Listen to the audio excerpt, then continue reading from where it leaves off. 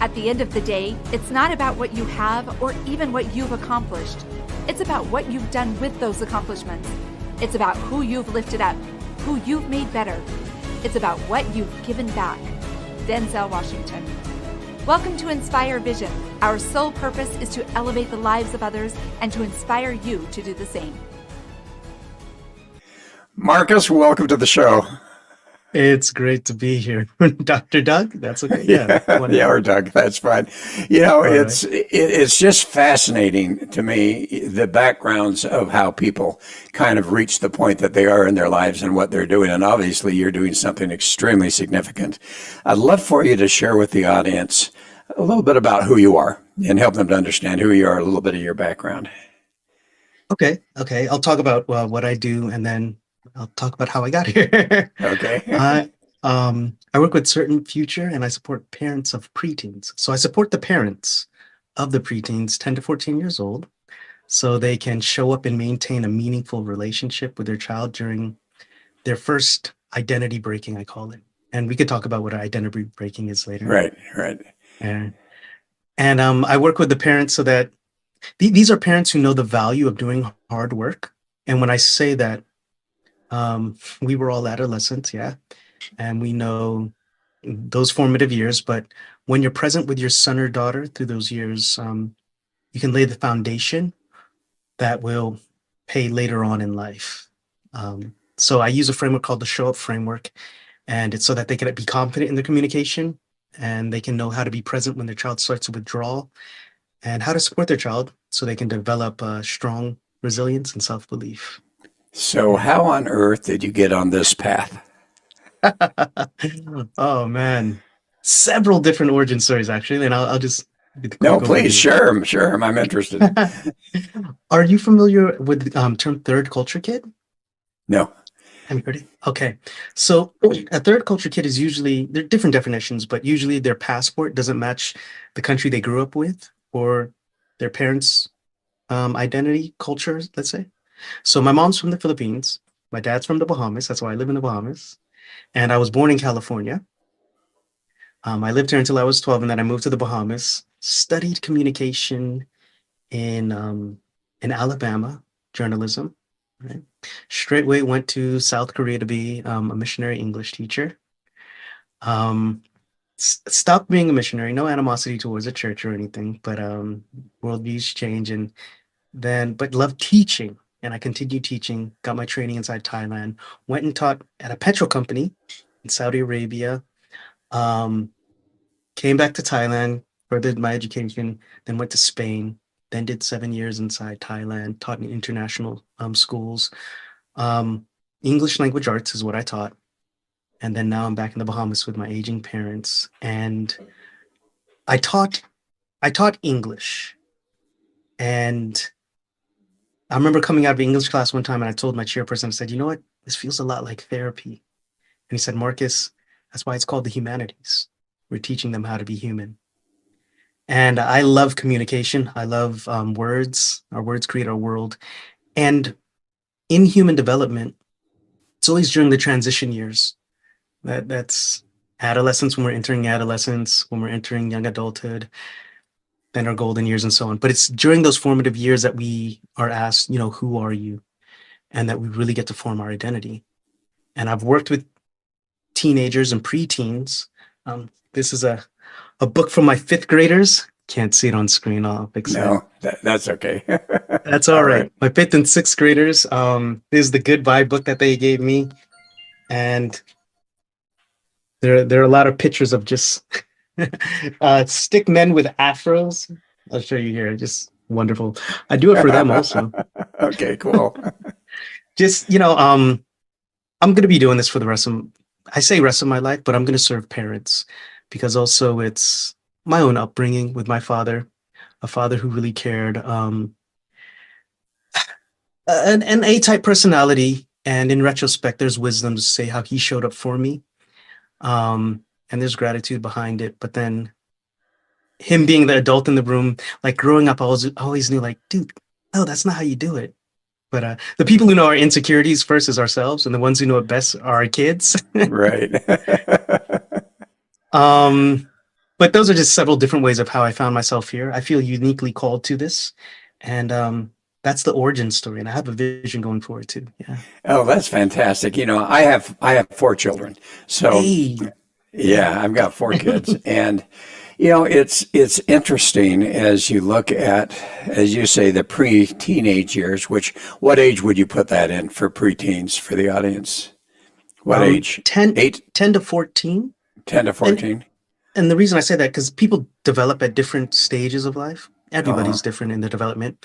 And now with social media, people are actually developing a bit faster, but I'd say 10 to 14. Yeah. Okay, Yeah. okay. So here's a question I have for you, because Mhm. as I've done some studies, I have seen that between the ages of birth and about 8 to 10, Mhm.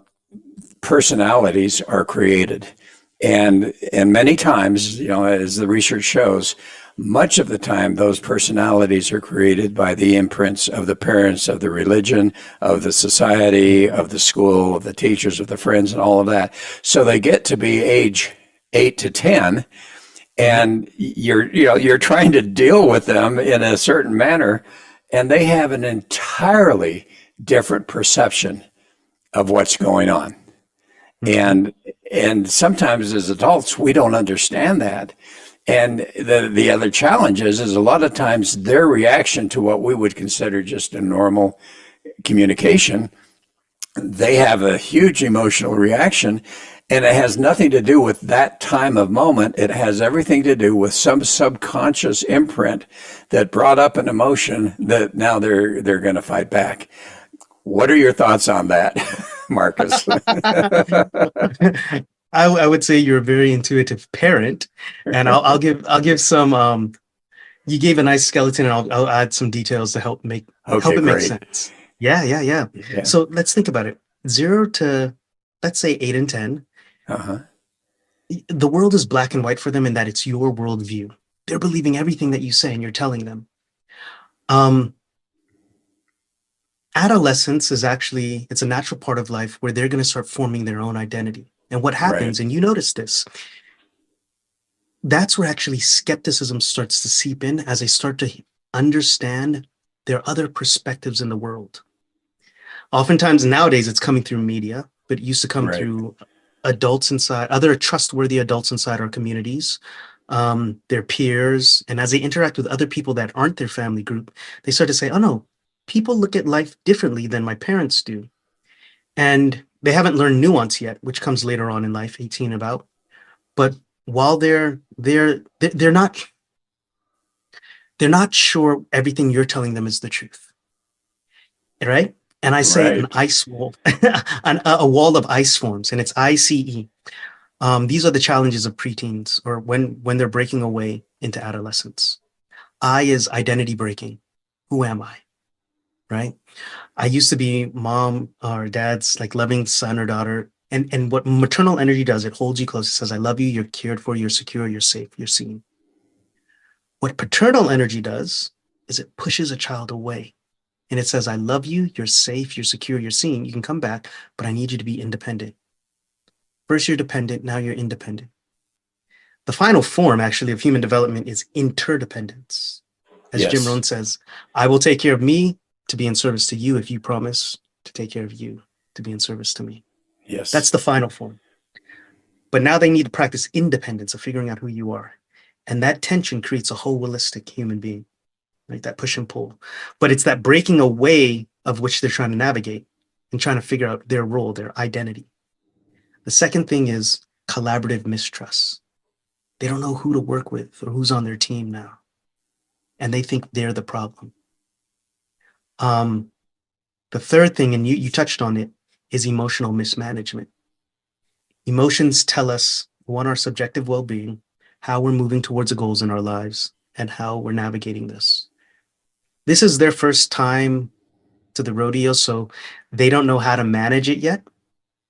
Um, and in order to melt this wall of ice, it's like Angela Duckworth says. Duckworth said from Grit, every kid needs one psychological wise adult inside their life who will show up and that's where I came up with the framework, show up framework. But to answer your question, that is where all this preteen dysregulation comes from. Well, and it becomes a real challenge. You talk about your dad had, I think, an A personality. If you get into the behavioral analyses, you've got the DISC test, the DISC, and so forth. I look at A as a D, and for me, I'm a high D. High D, and if you're familiar with those at all, but it just means that I have strong opinions and I'm willing to speak them out whenever. I don't care if they ask for it or not. And I had to learn with my kids very on, and we were fortunate that we had some good communication, but I had to learn very early on that because of my personality, I had to say, all right, kids, do you want me to listen? Or do you want my opinion? and that was, everybody laughs about it now, but the reality is I still have to do that. And, they're from 26 to 40, so it just gets to be fascinating. Are you familiar with Charles Duhigg, who wrote The Power of Habit? Charles Duhigg. I'm not, no. Okay. So he just wrote a new book called Super Communicators. And it just reminded me of, he says, there are three reasons we enter into purpose. We enter into a conversation. Either it's information exchange, either it's emotional exchange, or it's just, what was the third one? Oh, just for like social lubrication. That's when we're talking about the weather. Mm-hmm. And oftentimes it's because we're not aware of the purpose of the conversation. We're like, you'll have of just steamrolling of, okay, do you want this opinion or do you want me just to listen? But it's like knowing your role and purpose of the conversation, feeling or reading the room. It could save a lot of heartache, let's say. Yeah. Oh, exactly. And, I think one of the challenges, and I'll be curious whether you use this or not, one of the challenges is to really, we all have as adults, we have a purpose, and, some people have it, some don't. But we also have specific values, whether or not we're aware of them, they definitely do cause our behavior and, run that to a large degree. And yet with our children, we assume that they have the same values, the same motivators, the same, personality type and so forth. And the reality is that they're so different. I don't, do you ever do any behavioral analyses as you start to work with the parents with their kids? So a lot of my work comes from positive psychology. So we're doing VIA, virtues in action, because we're starting off with the identity of the child. Yes. And so so everything that I do stems from virtues and values. And those actually mean something specific. Virtues, are you familiar with the virtues in action? Oh, please explain to the audience. Well, I was I can't explain it when I explain that, but you were making a point before we went off. So I'll let you finish your point. If that's Well, okay. I think my point, and like I say, years ago, I got into this behavioral analyses type of thing and the one that I use now, which I had found a few years ago, not only gets into the personality, are they extroverts, introverts, right brain, left brain combinations, so forth, but it also gets into their values. It gets into their motivators, and it's not something that pegs someone because people can change and this can change. But the reality is it helps us to know who we are and who the child is and understand that all of a sudden, wow, their motivators, their values aren't the same as mine. And when that happens, I think for parents, that becomes an extremely difficult situation to deal with. And then all of a sudden you get all sorts of motivations and emotions and everything else. So as you work with your parents and how do you figure out where the values and those things are for the kids? And you talked about that. So go ahead and explain. Yeah. So the S in the show up framework is start with strong identity. Mm-hmm. And we're doing virtues and values. Now, what virtues and values are 24 characteristics that are found in all cultures, all faiths or beliefs. It's from ancient wisdom all the way to modern science. Okay. And these are different things like creativity, leadership, gratitude, zest, appreciation of beauty. Now, All of these virtues are with you, yet 5 of them are expressed most, right? And depending on context. Mhm. So, as those virtues are with you, I encourage people to act in those virtues, and also we do virtue spotting. Like we look for it and we find evidence and examples. Because what we're trying to do is we're trying to solidify an identity in a person. Those are the virtues. The values, very simply, what's important to you. And like you were saying, for some parents, some things are of value, where for the kid, it's not a value. Yes. And it's worth noting when establishing our identity, we have individual identity. It's worth noting, I want to hear your input on this. Family value to say, you know, sorry, Dr. Doug, your last name? Goldbranson. That's why I go by. That's why I go by Dr. Doug. No one can pronounce it. Goldbranson. Okay. Yeah. So if you say the Goldbransons, people like us do things like this. It's collective identity. I don't know if you did that in your home or not, but you should hear the daughter-in-laws of my children. Okay. You should hear my daughter-in-laws, the spouses of my children. Yeah. Oh, that's just the Goldbransons. So there was even an identity, even if it wasn't intentionally put on. But yeah, Right. people like us. So we try to establish a family identity, just so that you're gonna break off, but you have a place to come back to, or you're gonna do a remix. But as long as they have identity here, and then trust them to form their own identity as they're leaving. That's what we try to work on with virtues and values. Yeah. Okay, and you talked about 5 main virtues that are obvious. What can you quote those off, no. or Yeah. Well, at so least a few of them? A few of them. Sure. They're 24 in total, right? Yet Uh-huh. when you take the test, when you take the survey, for each individual, there are 5 that are expressed most, and that can be different variations of them. Okay. So for me, mine is gratitude, creativity, fairness, and I keep them on my desktop. Just to be aware of them, perspective, and perseverance. So whenever I'm faced with a challenge or resistance, how might I bring my virtues to meet? How might I meet this with my virtues? That's my thought, right?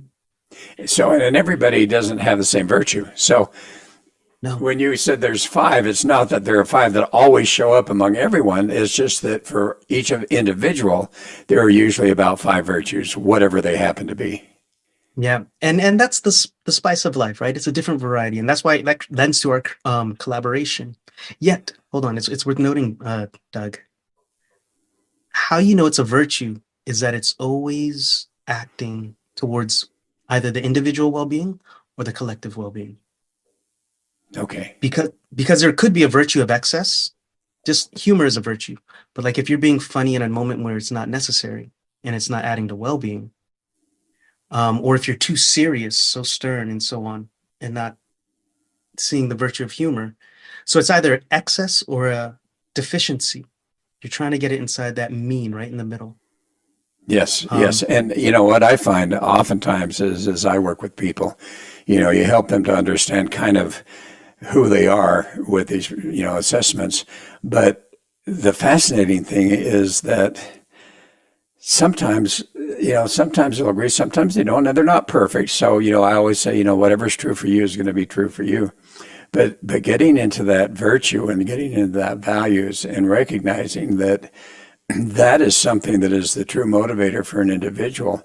How do you help parents to be able to understand those preteens from the standpoint of their virtues and their values? Do you do an assessment, or do you do something a little bit different? So I used to be a mentor before I became a communication coach and a mentor for preteens. That's actually why I selected this group. And I would always do a VIA, Virtues in Action survey. And that's just so that I could frame the conversation as such. I feel when you frame the conversation like that, it's more empowering than oftentimes, what Dr. Hammond says is our automatic negative thoughts. Oftentimes, you frame things as just like, what you're lacking or how you're bad or something. Once I did bad, heard it forever. Twice I did good, heard it never. But when I'm speaking to you in your virtues and I'm asking you, is this the type of person you want to be? I'm creating space for your essence to emerge. And that's the root of the word or etymology of parent and education. It is bringing forth. And that's what we have to trust as parents and as educators and caregivers, that we can create the context to bring forth the beauty that is already there.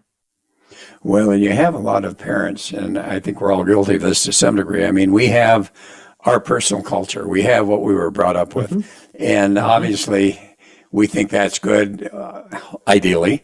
And so we want to share that with our children. And how do you help parents to get over that resistance of I'm right and you're wrong, number one, and number two, you're just a child, I know what's best for you? How do you help them to get to the point where they will sit back, be open, be non-judgmental, and actually seek out what is that child's virtue? What are the virtues? What are their values? And then how do you help them to help those children to achieve the highest level of those rather than that constant pushback of, no, this is how you need to be? I, oh boy. First of all, I would give another perspective in that that resistance is needed, because our true identity is not expressed until it is challenged. And that is said for the parent as well as for the child. Yeah? Yeah. Now, that's all right. Sorry about that. I turned that off. That's all right. All right. Here we go. In communications, we're taught in all relationships, there's challenge or there's conflict. Conflict doesn't define the relationship. Rather, how we manage the conflict does. Yes. Yeah. Your kid is going to push back. You may feel you do have more life experience than your kid, but you're not there to be right. What you're there to do is to, one, create the space for your child to become a whole child, for the role that they're living there, a whole adolescent. And for two, for you to understand more about life. Whenever we have a funky feeling, and this is just wisdom speaking, but whenever we have a bad feeling, anger, envy, jealousy, wanting to control, or frustration, it's never the thing, honestly. It's our relationship with the thing. And oftentimes it's linked back to, what am I not willing to accept? That's a tough pill to swallow. And I don't know. I want to hear your thoughts on that. What am I willing to accept about myself? About the situation, or what am I not willing to accept? Oh yeah, and yeah, I mean, setting boundaries is, I think, important. But again, what I see happening, I mean, my experience with my kids was entirely different. I grew up in a family where we were all very independent. My dad worked so hard at the university that, we didn't see him very often. He told us we had our jobs to do and so forth. And so we became very independent, and my mom was great, but they really taught us the independence. So I did the same thing for my kids. And I told them right off the bat, you know what? When they got to the preteen years and almost teen years, it's like, do you have a curfew? No. But I want you. I'm telling this to my kids. Do you have a curfew? And it's like, I'm not going to set a major curfew, but I'd appreciate it if you're home by 11 or by 12. And if you're going to be later, call me and let me know what's going on. And you know what? Right now, they are so independent that it's just fascinating to see how they literally, do their things. That's kind of what the daughters-in-law all say is, you guys are so friggin' independent. We'll go on a family trip and everybody goes a different way. Yeah, So yeah. where there's a family, then no, I'm going to go to this, I'm going to go do that. Okay, bye bye. See you later tonight, and so forth. So I think it becomes a challenge to be able to get to the point where number one, you become non-judgmental. Yes. I think the judgmental attitude really, our kids pick it up. As as you talk about communication, yeah, the words are what, 15%, but now you have the tonality and you have the Hmm. body language, which is even bigger. So I think a lot of times, working with parents, and as we see parents communicating with their kids, they may think they're saying the right words, but in reality, if they have not worked on themselves first, they're going to come across, and the perception from their children is going to be an entirely different thing than what the parent thought it was going to be. Yeah. I always say, be mindful of the voice with which we speak to children, for in time that becomes a voice with which they speak to themselves. And yeah, if you hold that tone, if you hold those certain words, that's received by them. To touch on a point you mentioned earlier, each family, each household does it differently. Oh, yeah. And I think even speaking with you now, knowing how the spaces you create, I can understand your sons and do you have any daughters? I don't know, but your I have one children. daughter. Yeah, she's Okay. 26. They have a space to express themselves, right? I think when you're speaking about, we do need boundaries, you do need rules and regulations because things grow in boundaries. Um, Ideally at the preteen age, and this is not to say someone did it right or wrong, but ideally at the preteen age, yeah, you want them to have child voice and child choice to understand that they have some say in this, and it's not just what I say is law, you know? So Yeah. then ideally, like they have some say in it, and you can have a conversation back and forth. Again, them knowing that their well-being is in mind. The reason we're doing this is for your well-being. But yeah. Well, and again, going back to that, how do you help parents? Mhm. I'm sure you meet a variety of different personalities and different attitudes and so forth. How do you Sure. help parents to get to the point where they will approach this from the perspective that you talk about and do it in a way that allows them to maybe understand themselves a little bit more, and even just as important is to understand their child so that they can support their child rather than try to necessarily misguide them. Well, I'll tell you this much, and this comes from Dan Siegel. Um, I- I'll say this, but then I'll answer the question you asked. But Okay. you are going to misguide them. You're not going to be a perfect. No one's going to be a perfect parent, Right. but and that's actually a feature, not a flaw, I think. Uh, you have to mess up the pattern a bit to create a rupture, to create reconnection. That's what I think, because that's what human development is. It's progressive. In order to progress, there has to be some breaking. Like Ernest Hemingway said, life breaks us all, and some people are made whole in the broken places. Yeah. So you're not going to be a perfect parent. Let's establish No, that that's true. first. Yeah. So how do I help them? In the show up framework, it looks at human development, and the first one is start with a strong identity, right? The Okay. H is hold space for collaboration. When they have this wall of ice, they don't know who to trust because oftentimes when they have problems or experience problems, they think, what's wrong with me? That creates contention between the parent and the child because oftentimes the parent is looking at the kid like, why aren't you meeting my expectations? If a kid's not meeting expectations, it's only one of two things. Either they don't feel supported or they don't have the skills to do it. What about they just choose not to do it because it's not important to them? A, and that's very valid, right? Yeah. Um, in the framework, because after that, you ask them, I'm noticing this as a challenge. What are your ideas on it? And you're inviting them into the conversation to give their ideas and their thoughts on it because you're absolutely right. It might not be a value for them. Um, Cleaning their room may not be the thing that they're interested in at the moment. Now that opens up the conversation of the parent saying, this is why it's a value to me because, again, we're looking at well being.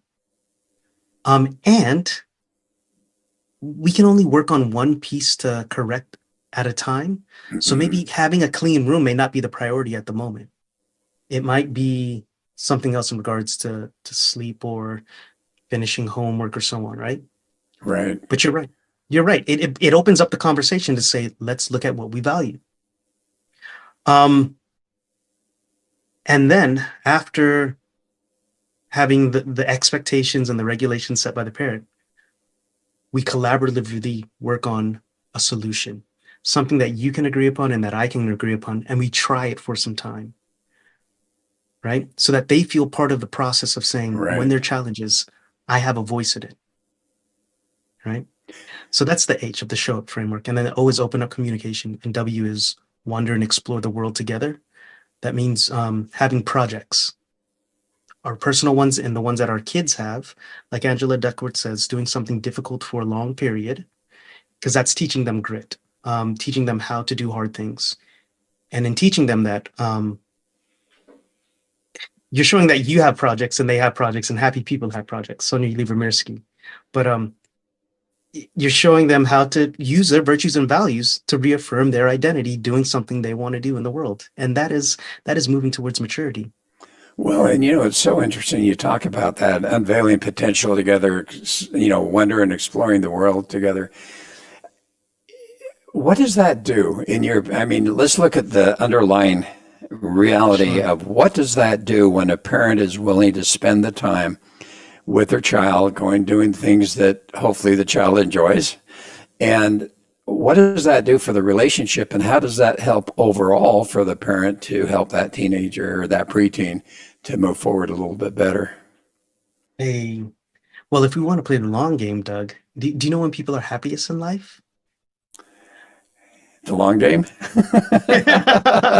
it's it is around right after 40, 50, 60, when they still have their health, disposable income, empty nesters in a sense, so they can Uh-huh. still use their money, but they still have some life and vitality. And the reason I mention that is because they know it's either they know they played well and they fed into their kid's life, or they live with regret. So it actually diverges. Yeah. And the reason I mention that is because I think what parents want, those who want to bring forth greatness, you want kids who are a contributor to society to make this a better place, right? Your progeny does Right. better than you do, right? When you're teaching them about projects and about how to give back to the community, you can rest easier in your wise age, knowing that you showed up for your kid. You did an honest effort there. That's the long game. In the moment, it feels good to see yourself achieve. You're making progress step by step. Yeah, I think that's when you ask me what does it do? I think, yeah, you seeing yourself progressing, that feels good. Yeah, and I think it develops, when we talk about communication, and in my mind, the most important thing in raising our children is having, and that's your number three, is having that open communication.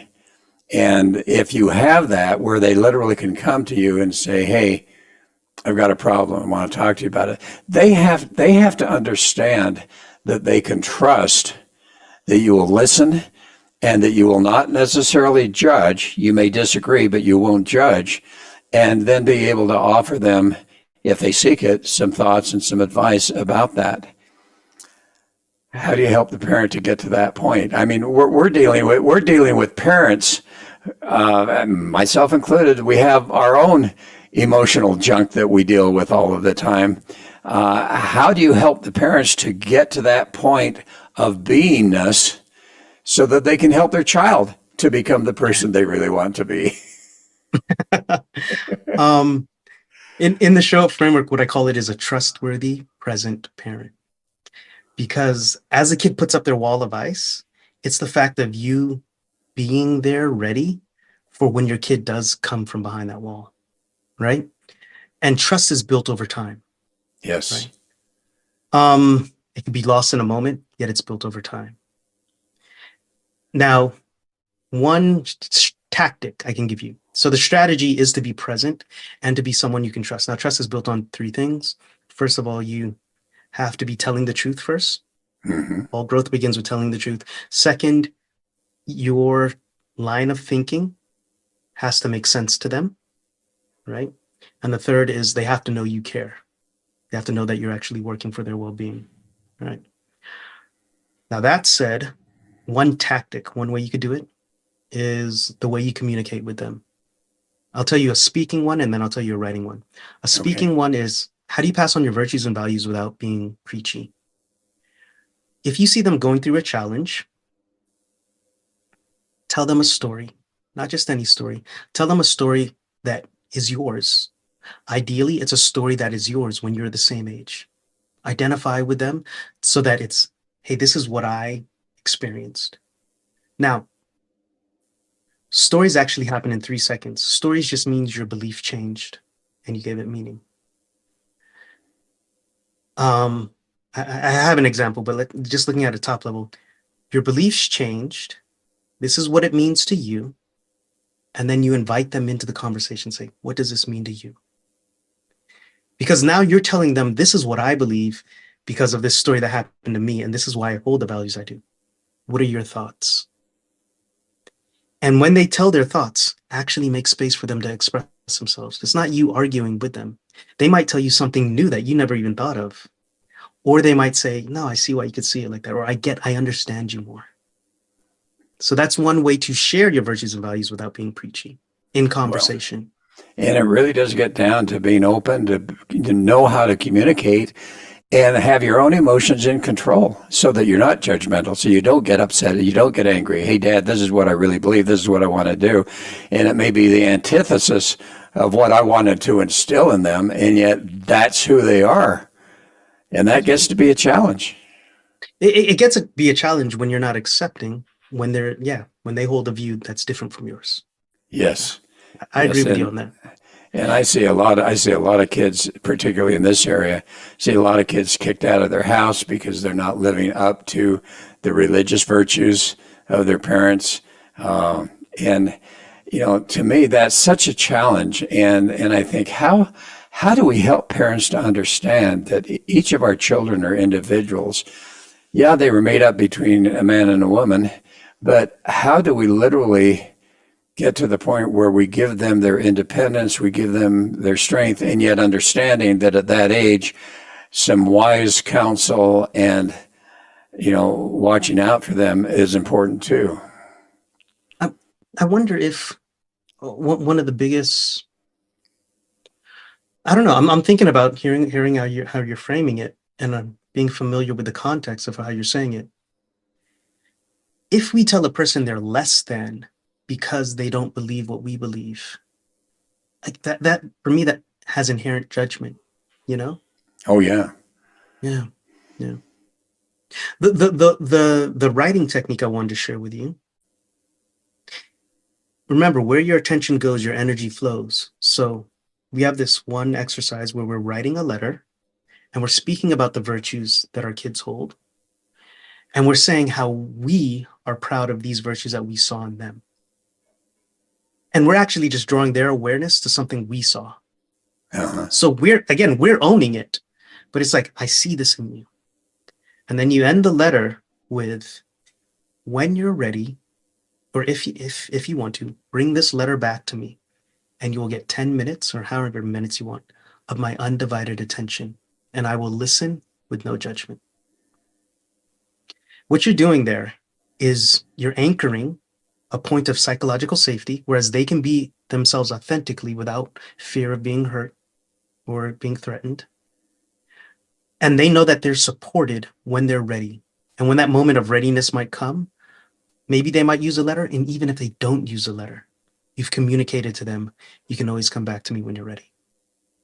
Well, and I love that. To me, that's kind of the foundation of how do you start to open up that communication and give that child enough trust in you that they're really willing to talk. And I think that's so important. So as we come to a close, what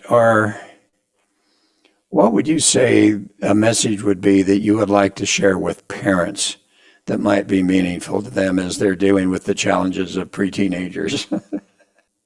Oftentimes, what just came to mind was I'm here to help you be in integrity with yourself, or like keep your stuff together, because your kids are going to dysregulate you. That's why I work with parents of preteens. I really do believe there's no greater privilege than to be who you are. And the duty of privilege is complete integrity. So I try to help parents be in integrity. And as That parents, said, as parents become integrity, it shuffles off onto the kids, doesn't it? yes, and um, have a sincere care for bringing forth what your child wants to express. Or like, let me see how I can say this. Sincerely work to their authentic expression. And even if they may go waywardly, what you're asked to do is to be faithful, like for you to be in integrity, to be faithful. And what do I mean by that? The sun rises and the sun sets. The sun is the sun. The sun, that's why we call it, it's faithful, right? Right. And we know we can trust the sun. Some people may curse it, saying that it's too hot, but it also gives life. It also dries out. It's just the sun. The sun doesn't argue with anybody else. The sun is there for our well-being if we choose to see it as such. If you're authentically working for the well-being of something else, I think you can be at peace knowing that you did your part. But I hear myself saying that, and the well-being of someone else, well-being looks different. That's subjective, yeah. Yeah. And the fact that you did your part, I think that, as I get together with my kids and every once in a while, all right, what kind of parent was I really? I'm watching you do this a little bit differently here and so forth. And we get into some great discussions, and I recognize those areas where I made mistakes. Not consciously, but unconsciously, I made some mistakes that I've been able to rectify later on, hopefully. But I think the reality is that if we can work on ourselves as parents and do the best we can and recognize that, yes, we're going to make mistakes and forgive ourselves, when we can do that with us, then we can do that with our preteens. Yeah. Doug, you actually made my point. That is so right. Whenever there's a rupture, work towards repair and reconnection. Yeah. Yeah. Hey, I really appreciate you being on the show. This is fascinating. Thank you. I had a wonderful time. How do people find you? MarcusHiggs.com. That's my website. On LinkedIn is actually where you'll find me posting on social media. I have workshops coming up there. But connect with me on LinkedIn or Marcus. Okay, and that's Marcus, Marcus, and then Higgs, Higgs. Correct. Perfect. Marcus, thanks so much for being on the show. This has been fantastic. I really appreciate it. Thanks, Doug. You bet. Folks, thanks for listening. Hope you'll have a wonderful week. I hope there's something that's been said here that might make a difference in your life if you're willing to really look at it and check it out. So this is Dr. Doug saying namaste.